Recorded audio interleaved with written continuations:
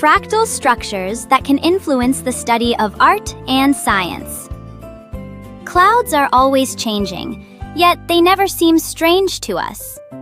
Coastlines are jagged and uneven, yet on a map they appear as a single line. Maps do not reflect reality exactly. They turn complicated edges into simple lines so that we can represent them in a form we can work with. The figures we learn about in the classroom are usually regular and simple. They have smooth shapes like straight lines, circles, and triangles. Euclidean geometry is very effective for studying these kinds of shapes. The concept of dimensions is easy to understand.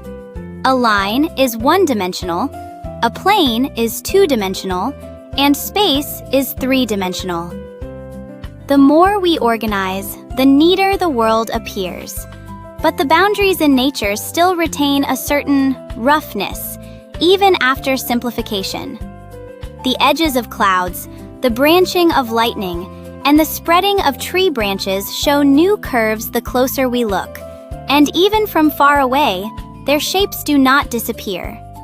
To explain why these shapes appear, a different language that communicates with nature was needed. This is when the idea of fractals was born. A fractal is a structure in which the parts repeat in shapes that resemble the whole, and this repetition appears at many different scales at the same time. In nature, there are geometric rules that can be seen in shapes.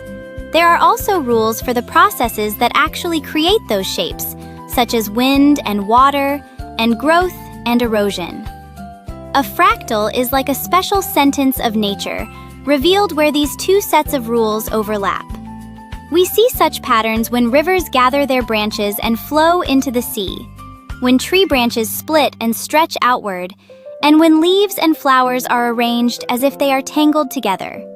Sometimes these patterns swirl like a spiral, and sometimes they change endlessly, like a kaleidoscope. These patterns are not perfectly symmetrical, but the similarity of the parts repeats and builds the whole. This creates symmetry of scale. Today, fractals often appear in art. The aesthetic effect of fractal art comes not just from its complexity, but from the great psychological pleasure we feel in patterns that balance on the edge between order and chaos. Some studies in visual neuroscience have reported that when the fractal dimension is around 1.3 to 1.5, brain activity becomes more stable and stress is reduced. Artists often sense this response intuitively. Jackson Pollock's drip paintings may look like random splashes of paint, but from an analytical perspective, their fractal characteristics are often discussed. In Antoni Gaudi's Sagrada Familia, and in the decorations of Hindu temples in India, small motifs combine to form larger ones, forming repeating patterns. People often feel as if they are looking at nature when they stand in front of these buildings. The gift of fractal art may seem like a coincidence, but it is not completely random. It is an attempt to recreate the complexity of nature in a convincing way. Fractals also give hints about how science explores the world.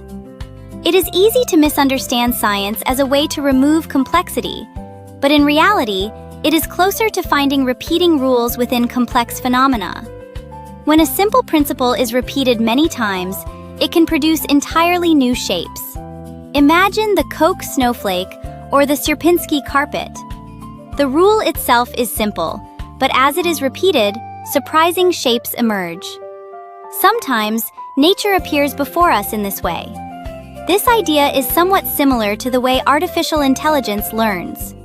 When a process uses itself to explain or generate something, it is called recursive. Fractals are a prime example of a recursive structure. Once the rule for creating the parts is set, the whole can grow quickly. Even artificial intelligence cannot learn all the information in the world. What matters is not just the amount of information, but how it compresses and organizes the structure of that information. Artificial intelligence first learns a fundamental pattern, then transforms and extends it to create new results, a process that resembles the way fractals work. Why did these shapes take the form they did? What repeating rules might be hidden within them? And how could we use those rules to create things that make us happier? Nature is not always written in straight lines. Yet we try to uncover the rules even in its rough edges, because that is how mathematics has interacted with nature for a long time.